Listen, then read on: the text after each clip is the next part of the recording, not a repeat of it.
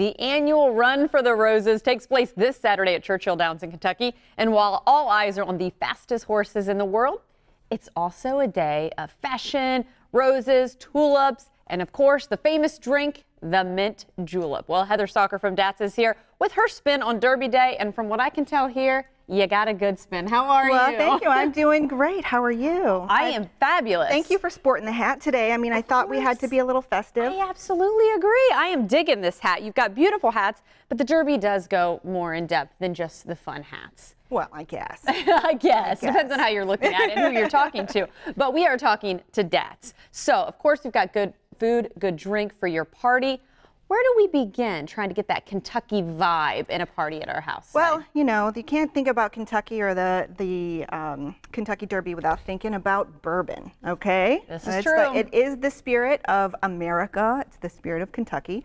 So we are going to make a classic mint julep, but not everybody loves the mint julep. You know, not everybody is bourbon. They may just do it for, you know, just like that first drink to say they are, but I know they have to. Well, here's a fun fact. You know, Churchill Downs serves 140,000 mint juleps on that one day alone. That's insane. It's crazy. But for me, I like something a little sweeter. Okay. So I made a blackberry puree simple syrup that I'm going to mix, and it helps sweeten the bourbon a little bit more. Oh, okay. But you can also use it in iced tea. I was going to say, because there are some people out there that don't want the mint julep and want to have the twist. So let's go ahead and see what you get. Let's go and do it. All right. So the first thing that we do is we take some mint.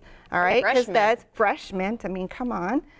And we're going to put some mint in the bottom, along with a couple of blackberries and a little bit of ice. Okay. Okay. So we're just going to, this is called a muddler. And I was going to say, the only difference so far. Take out all your aggressions here. The only difference so far between this and a mint julep, what, the blackberries? It's just the blackberries, so I'm sweetening it up for you. Okay. Okay, so everything at this point is going to be the same, but you muddle this in a little bit, okay? So you just release, you can smell the blackberries and the mint at this point. So we'll put this down, and then we're going to go ahead and add the bourbon, a little bit of the bourbon. And then we're going to add a little bit of the ice, okay? And then you add a little bit more of the bourbon. Now why separate? Why separate bourbon? Well, so that you mix it. Some people, and again, I'm trying to make it a little bit more palatable. Usually they just put it on the top, so that's what you taste. But I think, again, a little bit sweeter. So then we're going to do just a little bit of the syrup. And we're going to finish with a splash of water. Okay. All right, and you are going to be in for a treat. Oh, I was saying, we drink right out of this bad boy. Absolutely. That is a julep cup.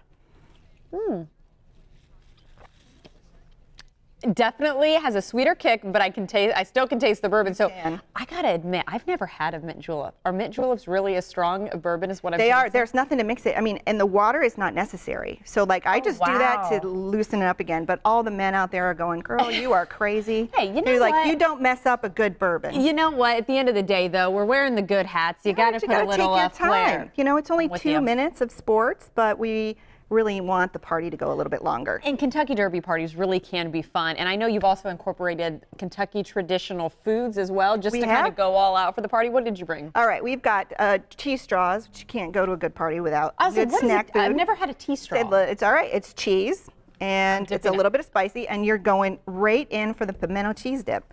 Which we did a little bit differently. Again, I'm a northern girl, so I like a little bit of crunch. There's some pecans in there, but that's not traditional. That's just my little spin.